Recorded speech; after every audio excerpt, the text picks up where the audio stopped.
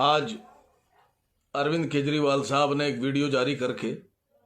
एक बयान दिया है कि 2022 में उत्तर प्रदेश में जो विधानसभा के चुनाव होने जा रहे हैं उसमें आम आदमी पार्टी पूरी की पूरी 403 विधानसभाओं पे चुनाव लड़ेगी।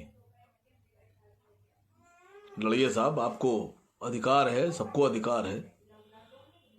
लेकिन जब ऑल इंडिया मजलिस-ए-इत्तेहादुल मुस्लिमीन और असद ओवैसी साहब इस बात का ऐलान करते हैं कि वो किसी स्टेट में चुनाव लड़ने का ऐलान करते हैं,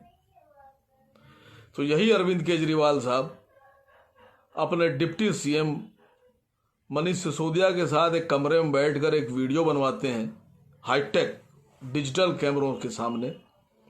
एक बयान जारी करते हैं कि एक वकील है, उनका एक दोस्त है जिसने अमित शाह साहब का बहुत करीबी है और उसने उनको बताया कि अमित शाह साहब के घर पर जनाब अकबर साहब आए और उनसे बात हुई और डील हुई, सौदा हुआ।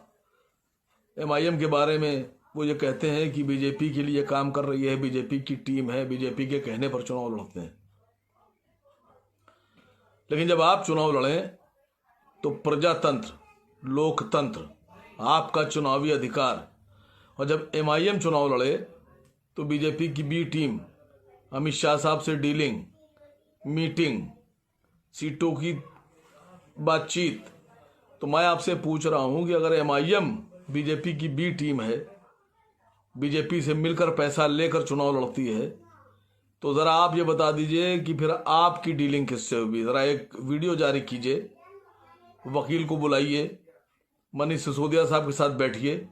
वही वाले डिजिटल कैमरे लगाइए और ज़रा बताइए कितने पैसे में कितनी सीटों की डील हुई, कहाँ पर बात हुई। अमित शाह साहब के घर पर आपकी बात हुई, अमित शाह साहब के ऑफिस पर आपकी बात हुई,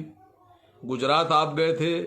या अमित शाह साहब आपके घर आए थे, मोदी जी से बात हुई नहीं हुई, बताइए तो एक बार। आप चुनाव लड़ें तो आपका अधिकार, और असद साहब चुनाव लड़ें तो बीजेपी के इशारे पर।